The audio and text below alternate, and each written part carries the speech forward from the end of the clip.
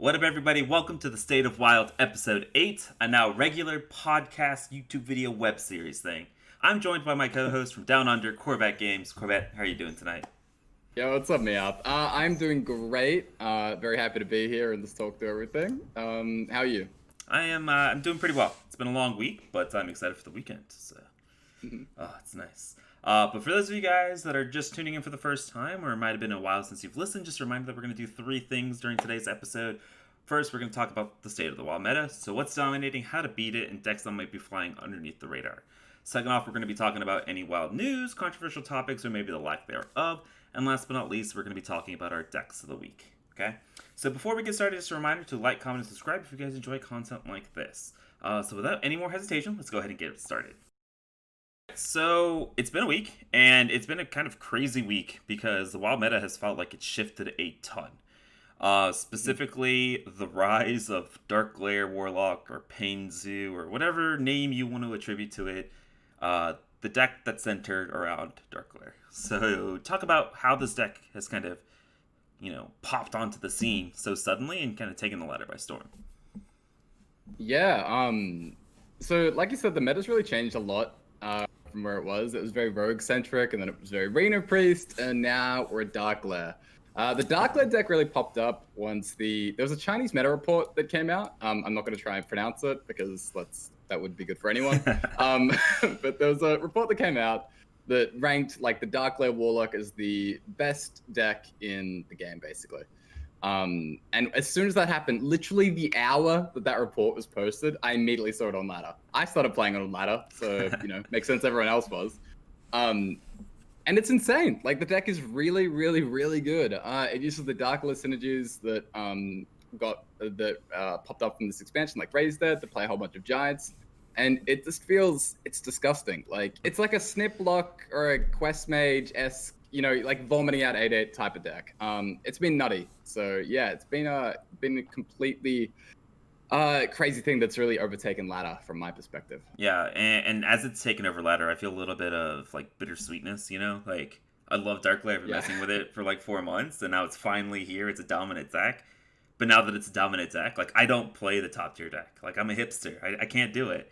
And so it's a little bit of bittersweet. But it's also been like, just like as a streamer, I've played it a little bit myself. I've watched a ton of other streamers play it, and I've seen a lot of lists posted on Twitter, and it's insane the evolution of the deck in just like 4 or 5 days, like on how lists have completely shifted. Where like we were running this discard package, and I still kind of like the discard package because it gives you a little bit of something to do when you don't draw Darkglare. But it's a lot less high rolly when you do hit the Darkglare. But I've seen some lists that are like completely cut the discard package. They're running Moltens, and I saw a list running Sense Demons so that you hit your Darkglare. There's a ton of lists out there. There's some Penflinger, cheeky ankle biter stuff that I'm not 100% sold on, but it's kind of crazy.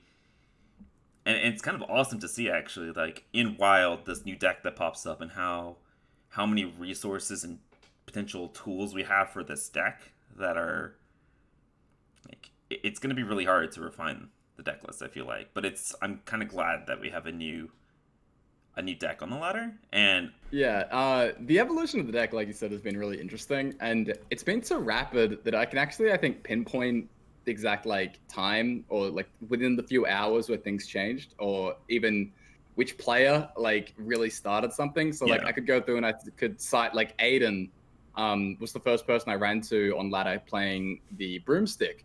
And all of a sudden, like, I picked it up, I believe, like, Connor picked it up, a whole bunch of other players picked it up that I was facing on ladder, and it was just everywhere. And that was, like, within a few hours. And then the Sense Demon package, like, I was talking about it in a few of my, like, Discord servers that I'm in and stuff, and we tried the Sense Demons, and, like, Heja posted a list, and now everyone's using Sense Demons on ladder. And so it's been, like, section by section, hour by hour, and I feel like the evolution, like, the rapid refinement has been really nutty.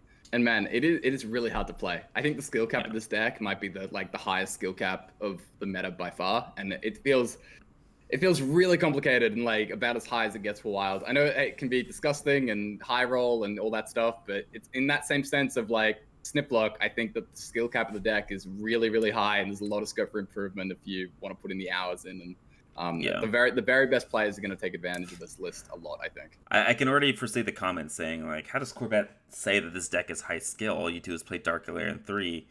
I mean, I just watching your stream and watching, like, because you refill your mana and you have the ability to play these 8/8s, but you do that by playing a bunch of these 2/1s and 2/4s or 3/2s, you ultimately, like, especially given that Reno Priest, I think, even with the rise of Darkglare, I would still argue that Reno Priest is still maybe the most dominant deck on ladder. And especially with Priest being that and its accessibility to all these removal options, you really have to be careful with how much you develop onto the board, what you develop onto the board, or developing just enough or developing in the right way so that you can always fit in a Lotheb, right? To kind of lock your opponent out of removal. And so I don't want to say that it's like the most complicated deck, but I do think that it is a lot more complicated than a lot of like people on ladder traditionally give it credit for, right? And I think that's how it's always been for some of these super powerful decks, where people are like, Snip Snap combo on turn 4, haha, or Flamewaker Sorcerer's Apprentice on turn 4. Like, it's, when you have the disgusting high rolls, it's going to be disgusting and you're going to hate it. But I think there is, like you said, a lot more skill expression in these kind of decks, which is awesome to see. Like, I love decks like this in Kingsbane that, they're aggressive decks, and they can be, like, disgusting high rolls, but you're not always high rolling, right? And so the ability to make sure that you're playing it optimally in all matchups with all types of hands, I think is, like, those are the kind of aggro decks that I like. So I'm a fan of Darkglare Warlock. But moving on, so we did talk about Reno Priest, and we have seen kind of a little bit of a resurgence of Kingsbane, I would say. So, like you mentioned, there was Kingsbane and then Reno Priest, and then Darkglare Warlock, and I think we've seen more Kingsbane lately on ladder. And so I think a little bit of it has to do with some of the refinement of the list. I've seen a lot of people going down to 1 Doomerang from the 2 originally in Kohai's list. I think I've seen a lot more cutting class.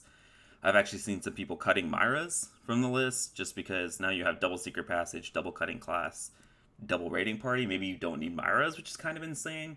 So, like, I don't know what it's been like at High Legend, but why do you think Kingsbane Rogue is it like an okay deck against a meta full of Darkglare Warlock and Reno Priest? Because in the past, Kingsbane Rogue struggled, right, against stuff like Even Shaman and Odd Paladin, because it just doesn't have the ability to deal with wide boards. And Darkglare, while it doesn't seem like a traditional aggro deck, has that ability to go super wide, super early. So do you think Darkglare is a good or a bad thing for Kingsbane in the long run of the meta? I think it's a good thing. I think it's a favorable matchup for the Kingsbane. Okay. Yeah. I think that like, it's definitely my early impressions of things. But I felt like it's a slight favorable for the Kingsbane for sure. I think that in general, like, the cannon damage can be a little too snowbally for the Warlock in the very early game, and then by the time they get to the Darkglare swing, if their health total is low enough, then they can kind of just, like, push through with the Kingsbane or Eviscerates, and just kind of end the game right after that, like, power swing turn happens. So I do think it's, like, a slightly favorable thing for the Kingsbane.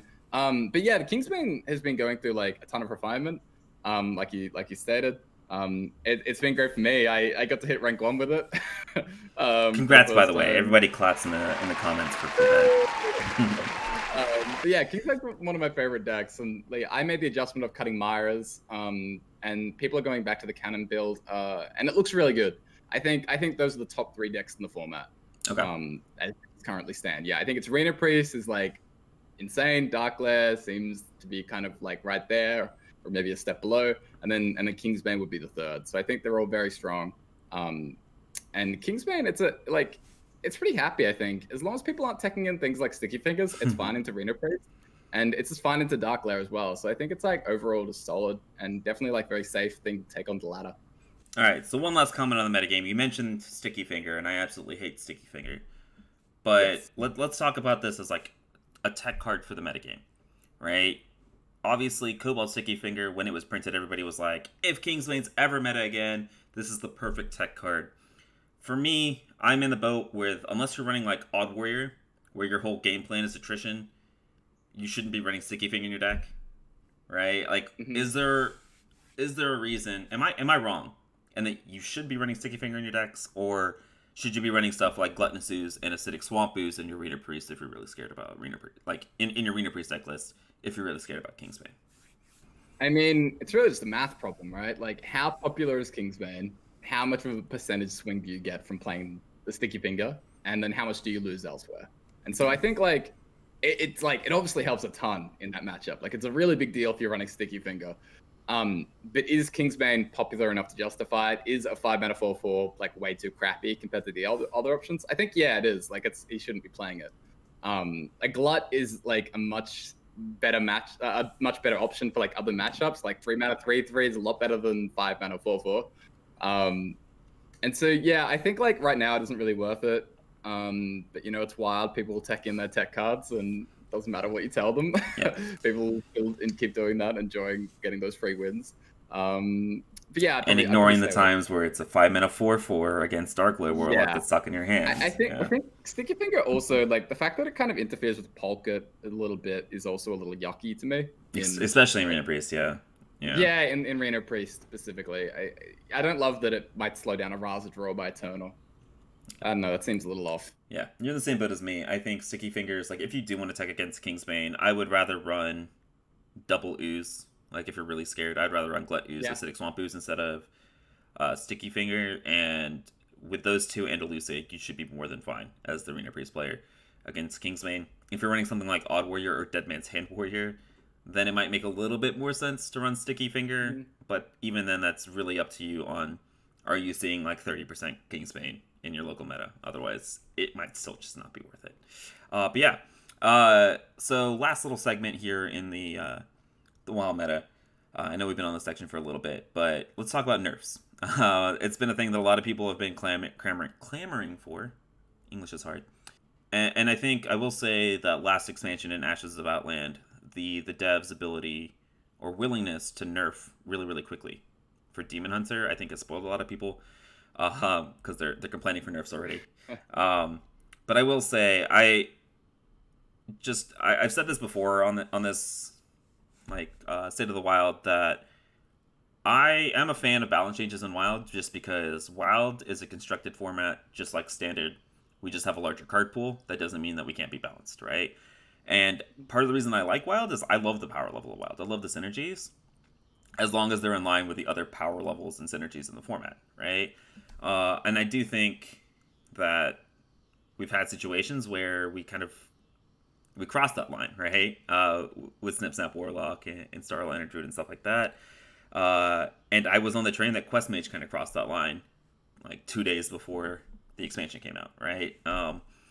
But so I'm all on board balance changes in Wild, and I wish we saw more of them. I do understand their hesitation to do it. And I also want to go ahead and make the comment that I want more disruption tools in Hearthstone in general.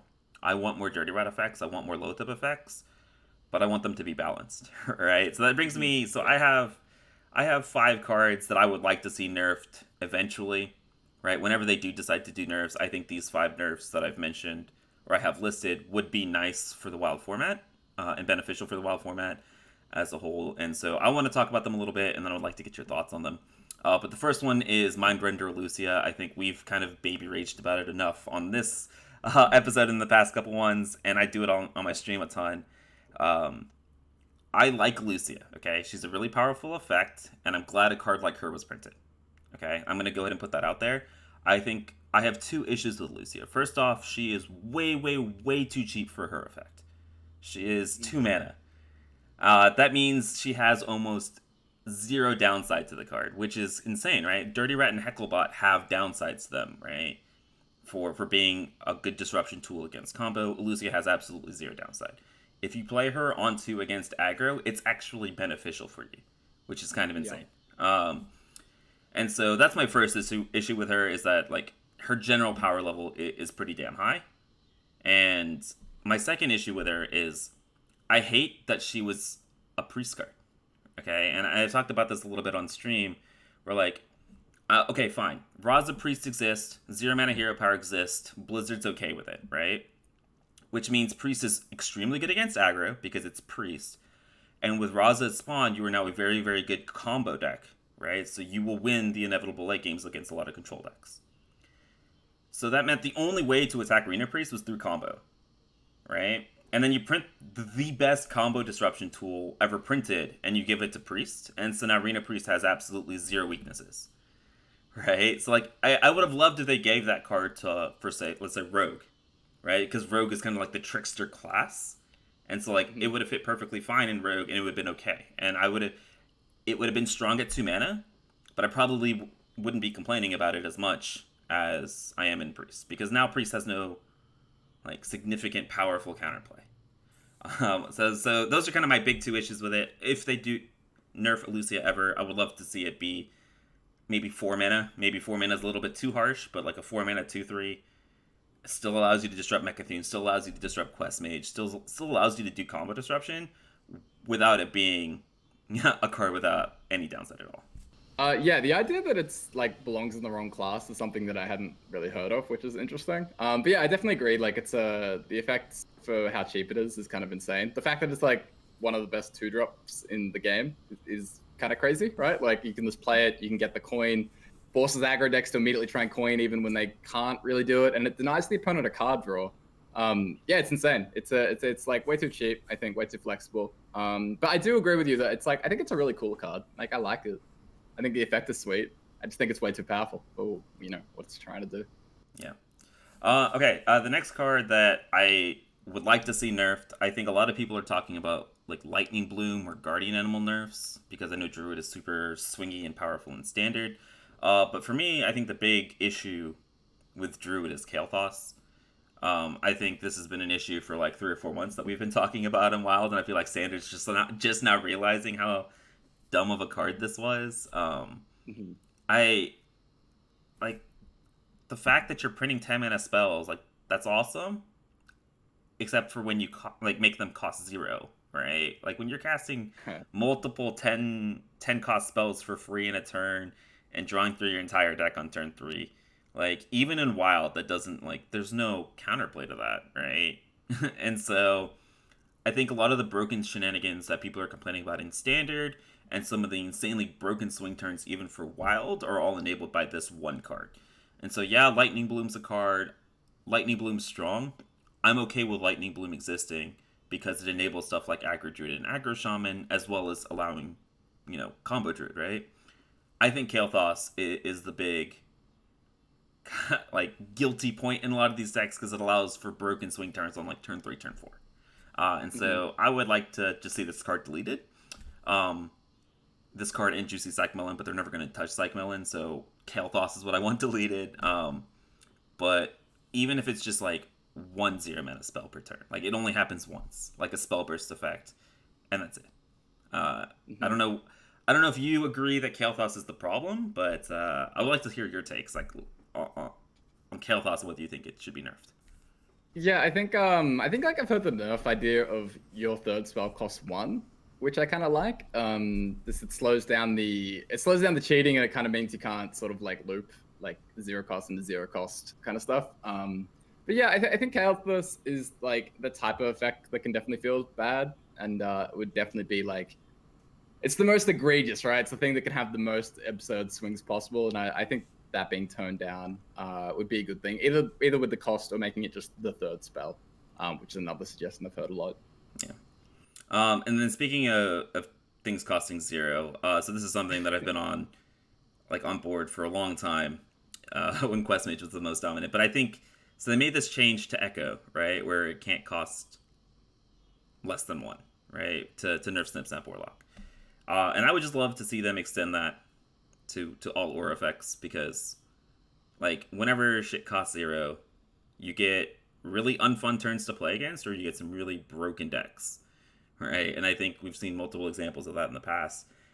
And so like, yes, this is specifically aimed at Sorcerer's Apprentice and Quest Mage, but there's like mech decks, right? Mech Hunter and Mech Paladin. Whenever you're playing against them, when they have that Mech Warper on turn 1, turn 2, it's never fun to play against, right? Like you're never like, okay, well, I have counterplay to this. It's, well, oh, they had Mech Warper, I guess I lose, right? Sort of thing. Yeah. And so yeah, I would love to see this just kind of blanket effect change to aura effects like Sorcerer's Apprentice, Canrithad, Radiant Elemental, and Mech Warper. And while it might kill a few decks, I think it'll be better for the overall health and balance of the WoW format moving forward. Hmm. And I don't even know if this is like a super controversial one because I feel like a lot of people have kind of hopped on board of this like trend of like just make things not cost zero. Yeah. especially in the early game. When things cost zero in the early game, it makes for so many non-factors or non-games that it's just not fun at all. Hmm. Yeah, the aura effect change is something I've been a big fan of for a long time.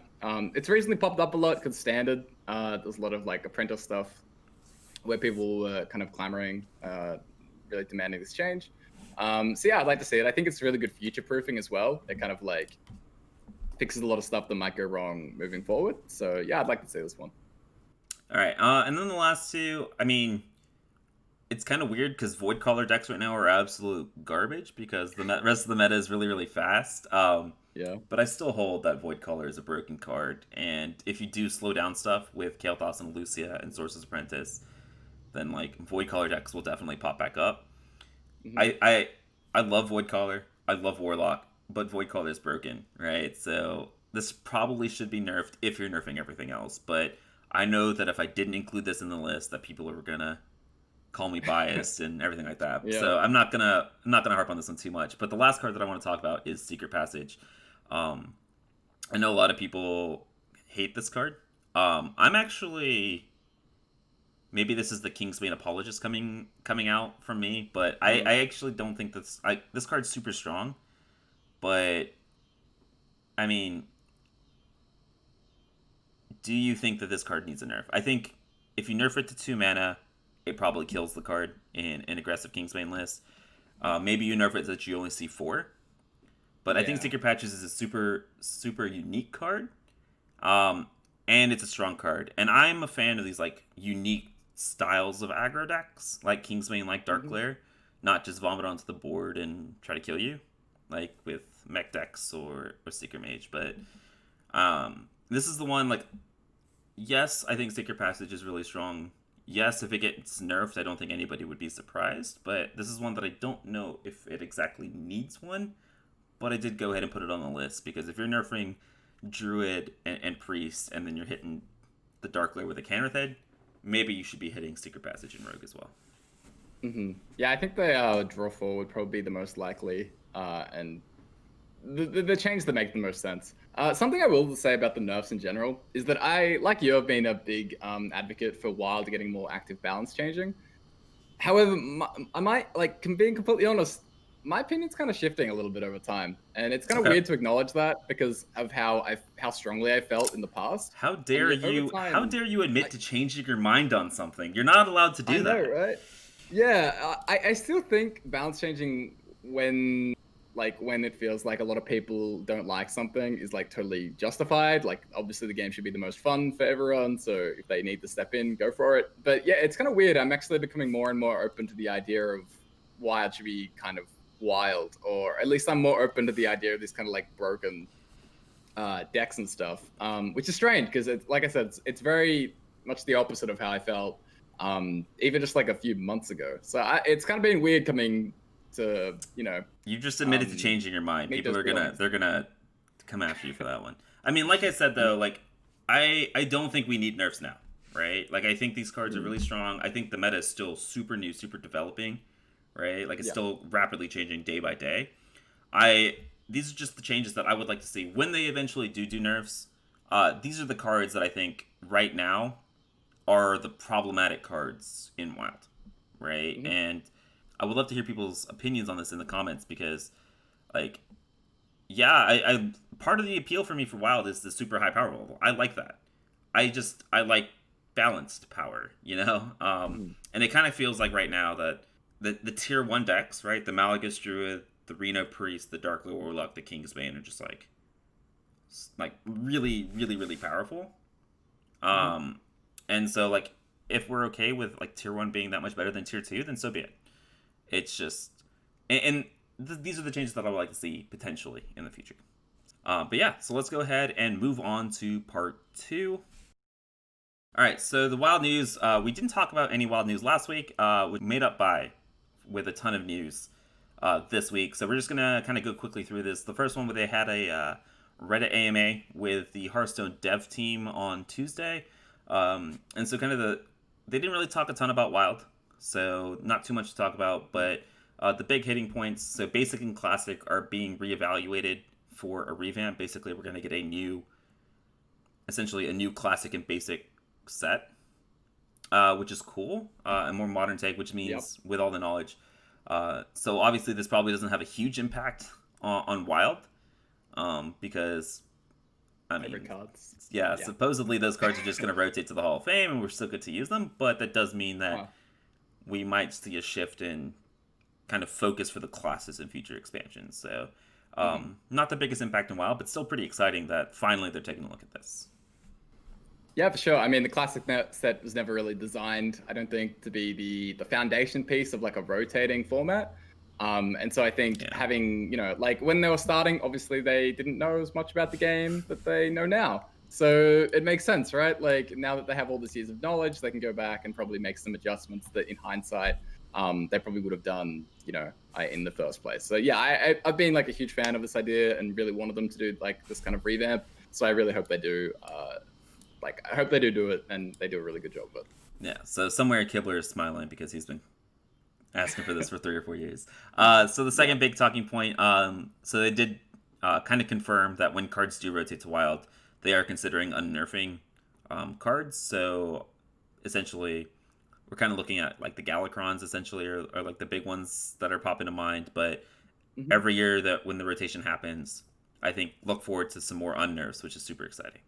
And then last but not least, Ben Lee, the Hearthstone lead designer, mentioned that they are working on obviously some new big features and then game modes. And so the big emphasis here was on the plural. Multiple modes are in the works. There is one confirmed for this expansion cycle. We haven't had any news about that, but that does mean multiple ways to play the game are coming, which is awesome because I would love, like, part of the big appeal for me for Magic, and for a lot of people, is the multiple ways to play the game. And it's kind of why it's lasted for so long. And so I'm excited to see what Hearthstone does. New game mode, I would really like that. So hit rank 1 legend in 3 months. Yeah, that would be the goal, right?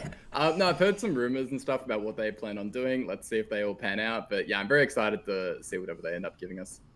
And so the next big change, they had a hot fix. Calling it a hot fix is a little bit of a misnomer, I think, but they had a significant change to how Discover works yet again. So previously they made it so that the class bonus was removed, but now they've made another change where Discover cards can no longer discover themselves, and then cards that generate a random card can no longer generate themselves. So they've kind of already touched on this. They changed Dragon Queen Alexstrasza so that she couldn't generate another Dragon Queen Alexstrasza. And so I think the big thing here is obviously this is a subtle nerf to Quest Mage, right? You can't go Magic Trick into Magic Trick into Magic Trick, or you can't chain glyphs. While I don't think this changes the power level of Quest Mage too much, that's probably just the biggest deck that it affects. I think personally the big thing is it removes the real feels bad aspect of playing against Quest Mage sometimes. So it's just a real quality of life thing, I think. Yeah. It's one of like the 3 like mechanic changes that I've been wanting. We already touched on the aura effects going to 0.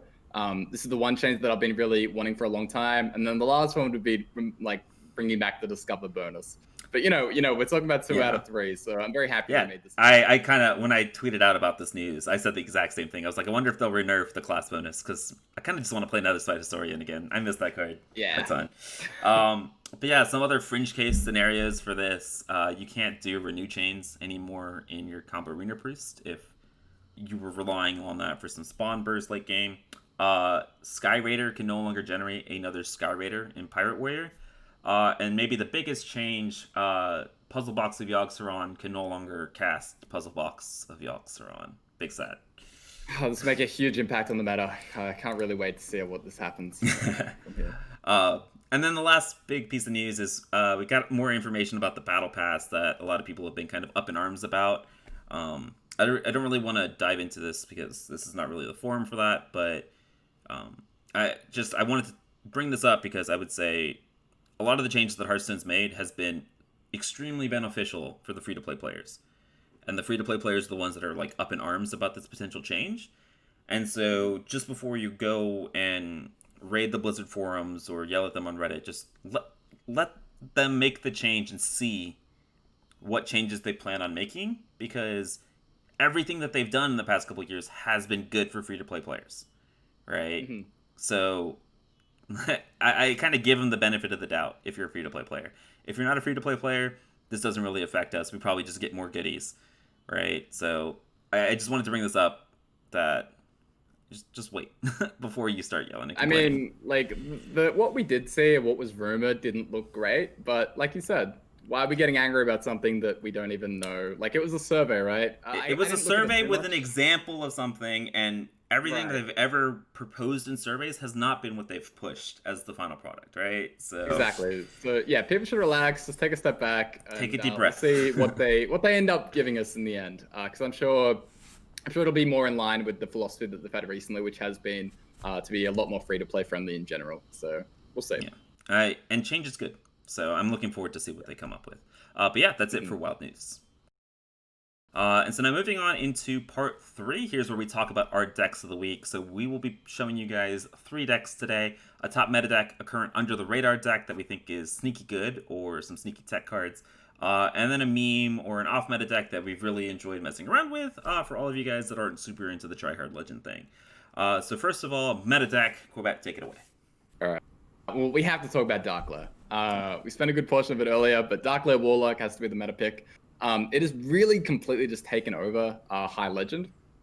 And yeah, basically, like, this deck, for the unfamiliar, it's built obviously around Darkglare and kind of like swinging these insane mana cheat turns with things like the Pen Flinger and Flame Imp and Raise Dead and Cobalt Librarian. It's kind of like revamping your mana, dumping giants, and just like having an insane board swing early. The deck feels, it really feels nutty, and it feels, like I said earlier, it has a really high skill cap. I think it's super difficult to play really cleanly. And I had a lot of fun trying to figure it out, and it you know, I was very messy in the early going, but I think I started to piece together over the past day or so. But yeah, this deck feels really nutty, and I feel like we're getting to the point where, like I said, I think the list is coming together nicely. So yeah, definitely give this a shot. This is like the new hotness. Everyone's playing it at High Legend, so yeah, give it a crack. Yeah, and so because this is the first episode that's going to be on podcast, I'm just going to talk about a few of the highlight cards. I'm not going to go through this list card by card. You can find the deck code in the description, but basically, yours is a lot different than some of the other lists, mainly because it's running this Penflinger, Broomstick, Ankle-Biter, Brewmaster, just truly just dedicating your list to this Darkglare pop-off turn. Yeah. This is a lot different than what the list looked like 3 days ago, which is super interesting. And this is a lot different than the list I'm playing currently.